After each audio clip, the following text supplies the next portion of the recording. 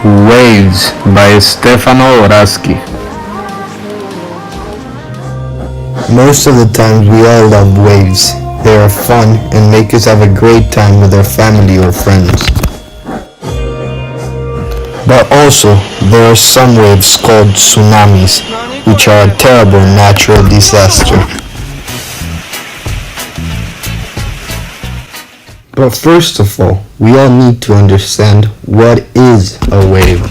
A wave can be described as a disturbance that travels through a medium from one location to another location. There are two different types of waves, longitudinal and transfer waves. As you can see in the following graph, these are the different parts that a wave has.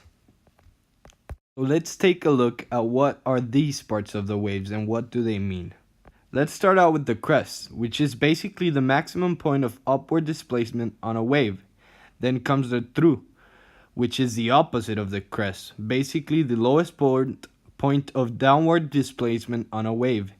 Then comes the amplitude, which is the maximum displacement or distance moved by a point on a wave. And then comes the wavelength, which is the distance between two successive crests or troughs. This graph visually shows what the parts of the wave are and where they are located. But now, the real question is what makes a tsunami? There are many different motives that make a tsunami happen. So basically, a tsunami is a large wave that is caused by a sudden motion on the floor. This ranges from earthquakes to a powerful volcanic eruption, also to a landslide that can also be underwater, and even by the impact of a meteorite could also cause a tsunami. To further understand how tsunamis are created, we need to understand tectonic plates. And according to Merriam-Webster Dictionary, it is that the lithosphere of the Earth is divided into a small number of plates which float on and travel independently over the mantle, and much of the Earth's seismic activity occurs at the boundaries of these plates.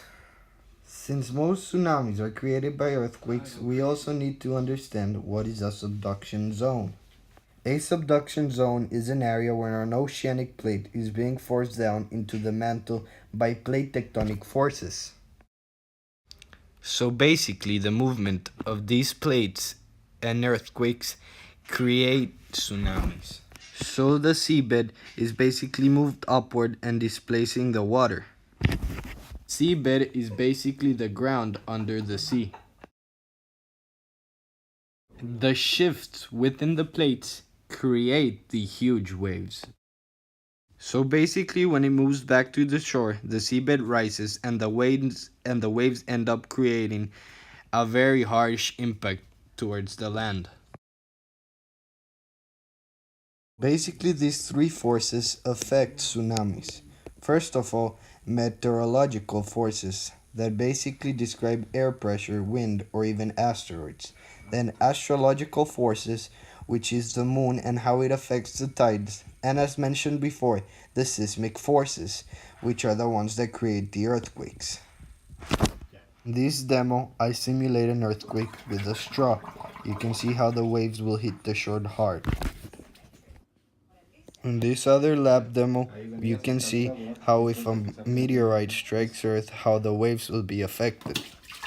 And they would be really big and harsh. Formula to find the speed of a wave is basically gravity that equals 9.81 times water depth squared.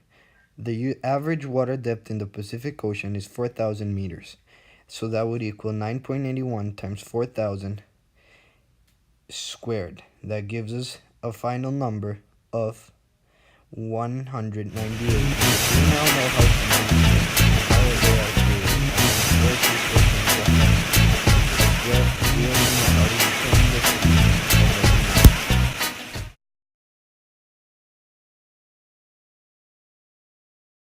Thank you. I hope you enjoy watching and learning about tsunamis.